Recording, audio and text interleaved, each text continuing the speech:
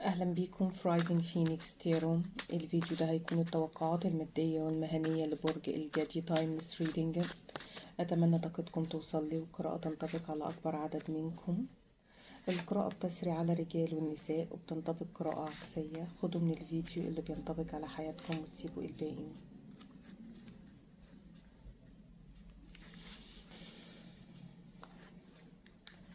برج الجدي، انا شايفة في منكم اللي كتير يمكن لسه مواصل على الاجتهاد او على اني زي جني الرزق او جني المال من اجل الناس اللي انتوا بتحبوها. يمكن انتوا عندكم حلم ان انتوا ترتبطوا بالانسانة اللي انتوا بتحبوها، فبتضغطوا على نفسكم او ده بيولد جواكم الطاقة الايجابية ان انتوا تشتغلوا او تسعوا اكتر علشان تحققوا نجاح مادي او استقرار وتقدروا تكونوا مع الانسان او مش الشخص اللي انتوا بتحبوهم. ممكن يكون في منكم اللي كتير يمكن عندكم اولاد واوريدي بالفعل مرتبطين وحاسين ان انتوا عايزين تعيشوهم في افضل حال او يكونوا افضل ناس في الدنيا. بس انتوا بتاخدوا الطاقة الإيجابية من الحب اللي جواكوا للناس. يمكن انتوا بتشتغلوا أو بتجتهدوا أو بتسعوا مش لنفسكم أو مش لذاتكم. انتوا بتسعوا وبتجتهدوا علشان توفروا الراحة والاستقرار للناس اللي انتوا بتحبوها. بس انتوا بيجوا عليكوا وقت يمكن بتحسوا اني يمكن بتحسوا ان انتوا يعني you are doing too much او ان انتوا الحمل عليكوا تقيل زيادة عن اللزوم او آم،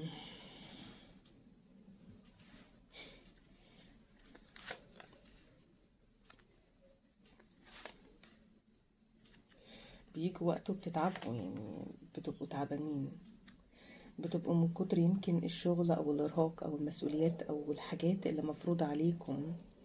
بتحسوا ان انتوا خلاص مش قادرين اكتر من كده، مش قادرين تكملوا. وفي نفس الوقت انتوا مجبرين ان انتوا تكملوا علشان ما ينفعش بعد المشوار ده كله الناس اللي انتوا بتحبوها او اللي ممكن تكون ملزومين منكم. بس انتوا تعبكوا دوا او الخير اللي انتوا بتقدموه، انا شايفة ان هيجي وقت وفي حاجة في حياتكم هتحصل هتكونوا فيها، يعني في ناس بتسميها حظ، في ناس بتبقى يعني زي انفراجة كبيرة من ربنا او ربنا هيرزقكم بحاجة كتير حلوة او حاجة كتير جميلة يمكن هتميزكم، او الناس هتقول لا انتوا تعبتوا كتير، يعني زي الناس اللي هي بتبتدي من السكراتش وفي الاخر بتوصل وبتكون حاجة كبيرة. زي ما يكون انتوا هيكون في حاجة ربنا هيرزقكم بيها. يعني هتكونوا حاسين ان انتوا محظوظين ان انتوا تعبكوا او الحب اللي انتوا قدمتوه او المجهود اللي انتوا ممكن تكونوا بذلتوه ما راحش هدر.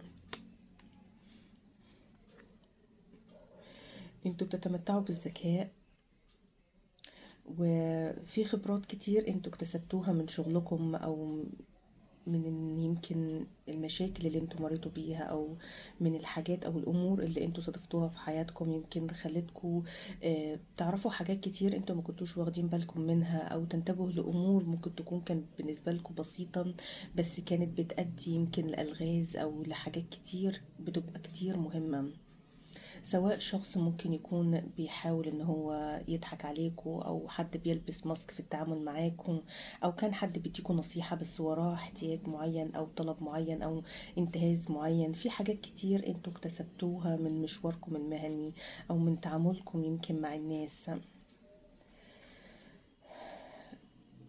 انا شايفة ان انتوا شايلين الهم زيادة عن اللزوم، او من كتر ما انتوا ما بتفكروا او شايلين الهم انتوا يمكن ما بتعرفوش تناموا او بتناموا متأخر، او زي ما يكون مع نفسكم بتبكي ومحدش يعني محدش حواليكوا حاسس يعني بالتعب دون، ولا حتى اقرب الناس ليكم، لان انتوا مش عايزين تظهروا التعب دون، مش عايزينهم يعني يحسوا ان انتوا تعبانين. هم دايما بالنسبة لهم انتوا مصدر القوة مصدر الدعم، فانتوا دايما بتحسوا ان انتوا عايزين تفضلوا بالصورة دي.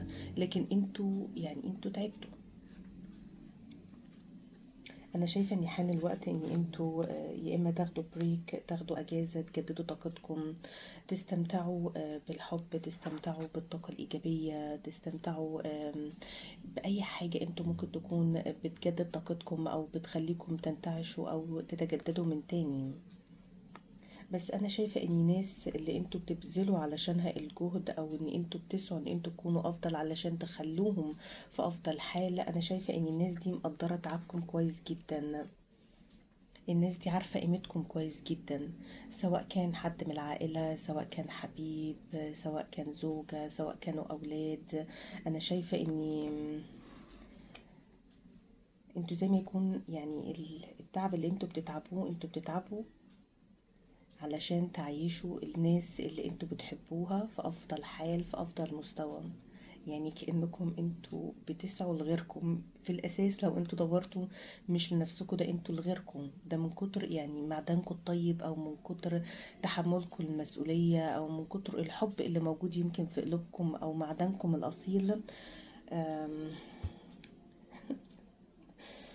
بس انتوا ساعات كتير يمكن بتشكوا في حب الناس دي، أو بتبقوا عايزين تعرفوا هل هما فعلا مقدرين التعب ده، هل هما فعلا مقدرين المجهود اللي احنا بنبذله.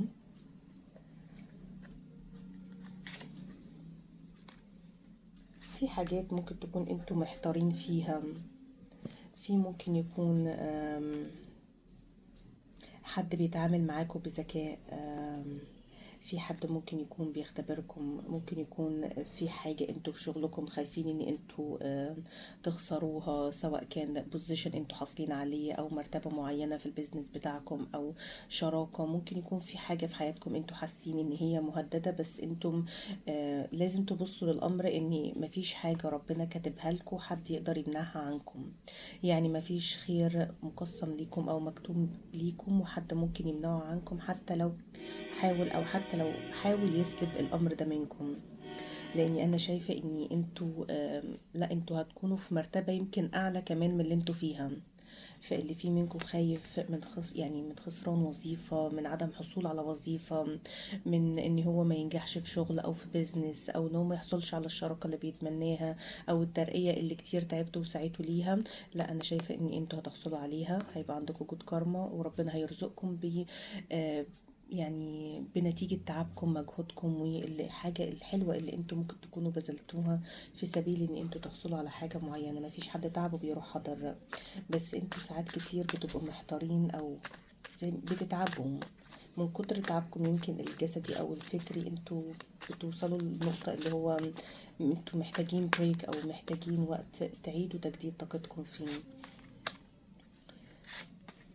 يمكن في بعض الامور في حياتكم الحالية يمكن فيها عدم استقرار، سواء كان في شغلكم، سواء كان امور في حياتكم مأثرة على شغلكم، سواء كان حاجات انتوا مش متوقعينها فجأة ابتدت تظهر. لكن انا شايفة اني الكروت عايزة تقول لكم ان whatever اللي في حياتكم في الوقت الحالي، اتمتعوا بالهدوء والطمأنينة، واعرفوا ان طول ما ربنا موجود، اللي مقسوم ليكم واللي مكتوب ليكم هيكون ليكم. ومفيش حد يقدر يعمل حاجة في حياتكم، يضيف او يقلل حاجة في حياتكم من غير ما ربنا ما يسمح بيها. فانتعشوا شوية، جددوا طاقتكم، لاني انا قلت لكم هتكونوا محظوظين للمرة التانية. في حاجة حلوة، خير، باب في حياتكم، ومش في جانب معين كمان. يعني الكارت ده كارت حظ في كل جوانب حياتكم، يمكن أكتر من جانب، يمكن في الحب، في المال، في الصحة. يعني حاولوا ان انتوا تفكروا بطريقة ايجابية علشان الابواب اللي ربنا الحلوة اللي عايز يفتحها ليكم بلاش تصدوها. حاولوا ان انتوا تسيبوها تتفتح، تسيبوها تعم عليكم بالخير اللي عايز يكون موجود في حياتكم. لكن الحظ هيكون حالفكم بلا شك في الفترة دي. حاولوا ان انتوا تغذوا حواسكم بكل ما هو ايجابي، ان كان مثلا برامج بتتفرجوا عليها، قراءات تيرو، او بريدكشنز، او whatever اللي انتوا بتسمعوه. بعيدوا عن كل ما هو تشاؤمي، او كل ما هو بيعمل او بيزود حواسكم بطاقة سلبية. لان الطاقة السلبية بتبقى اسرع للتصديق من الطاقة الايجابية في الوقت الحالي. فاسعوا للطاقة الايجابية، لان انتوا في اكتر وقت في احتياج ان انتوا تحصلوا على طاقة إيجابية. الانتصار ليكم، تعبكم صبركم ليكم، بس اهم حاجة ان انتوا تعرفوا يعني يبقى عندكم ثقة في نفسكم، تفكيركم يبقى كتير ايجابي. ريحوا دماغكم شوية، لان من كتر التفكير ومن كتر ما دماغكم شغالة يعني it's too much. you need a break. لازم تاخدوا وقت ان انتوا تفصلوا، لان كده كده قلت لكم الانتصار ليكم، ثقتكم هترجع، هيبقى في بداية جديدة، صفحة جديدة، شمس هتسطع على حياتكم، طاقة ايجابية. لكن النصر ليكم، الاجتهاد اللي انتوا بذلتوه، التعب اللي انتوا بذلتوه، ربنا هيعوضكم بيه خير. اتمسكوا باهدافكم وان شاء الله اللي انتوا بتتمنوه يتحقق. اتمنى القراءة تكون عجبتكم، ما تنسوش تشاركوني ارائكم في التعليقات، واشوفكم في قراءة جديدة. باي باي.